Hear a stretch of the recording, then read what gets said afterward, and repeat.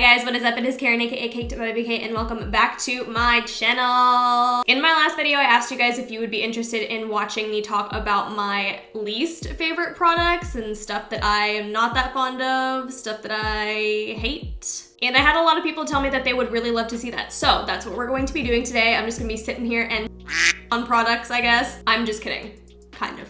Not really. Disclaimer, I always like to say this when I make videos about things that I don't like. If you have tried out any of these products and they work for you, that's great. They just didn't work for me, and so I'm just stating my opinions. If you disagree, you disagree. It's totally cool. Just wanted to throw that out there. There is also some tea to be spilt in this video, so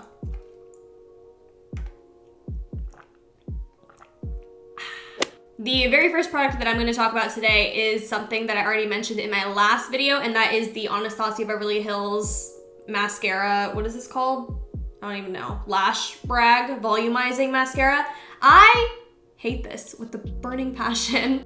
I love ABH, but oof, this mascara is not it. The wand is so fat, it doesn't work for my really small lashes and my small eyes. It gets mascara everywhere. The packaging does not have a good stopper, so a lot of excess product ends up on the wand.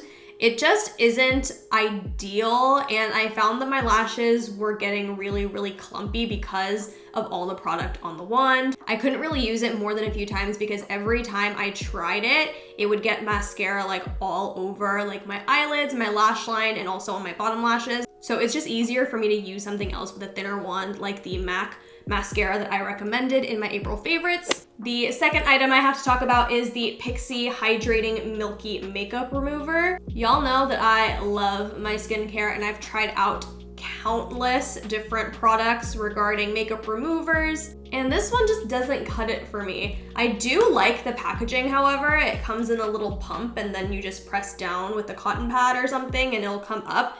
But I noticed that when you press down, not a lot comes out, and you have to pump it a lot to even saturate like your cotton pad or your towel or whatever you're using. That is in addition to the formula. I'm not a huge fan of how this product performs. When I use a makeup remover, I expect all my makeup to be off. This doesn't get all my makeup off. I tried this out a couple of times, and whenever I used it, I felt like I really had to scrub my skin, which is something that you shouldn't do when you're taking off your makeup. If you're in the market for a new makeup remover, I definitely recommend a cleansing oil. It's going to be so much easier to remove everything from your face and a lot more delicate and gentle for your skin. The Wet n Wild Stick Foundation. I really wanted to love this. I did a video on this a while back. I will link it up in the eye if you haven't seen it. If you've been watching me for a long time, you know that I'm not a huge fan of stick foundation. The only one that I've tried that I like is the Juvia's Place one, but this one just breaks up on your skin so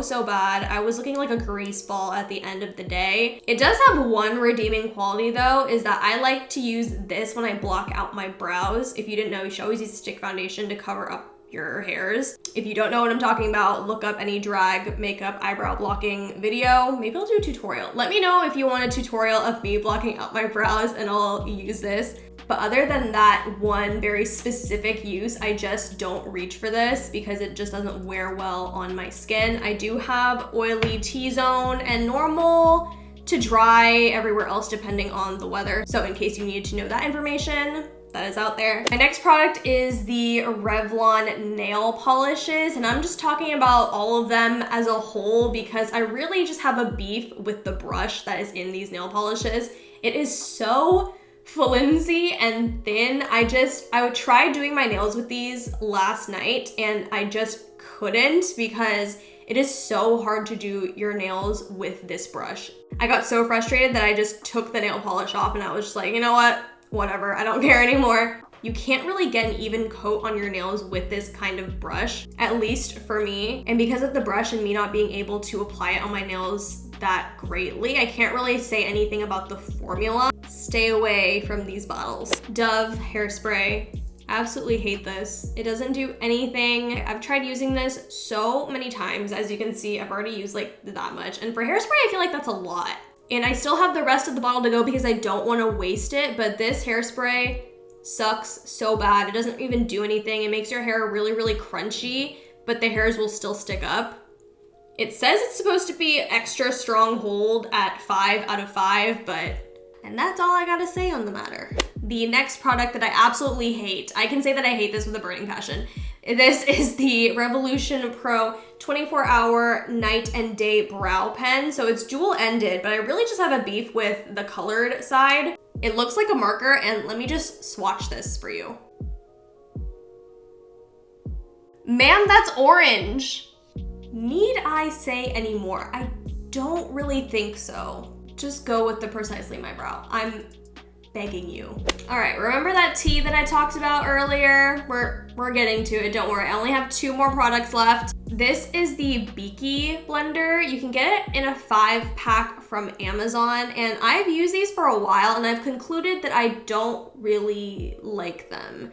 I've used this with a bunch of different products, so like cream paints, foundations, concealers, and I find that the sponge is really, really hard to clean. I know a lot of people like this sponge, so if you disagree with me, that's totally fine. I just prefer using my e.l.f. sponge instead. These are super easy to clean, and also these feel really hard on the skin even when they're wet. There are just so many other good, cheap options out there that I feel like I don't need to use this.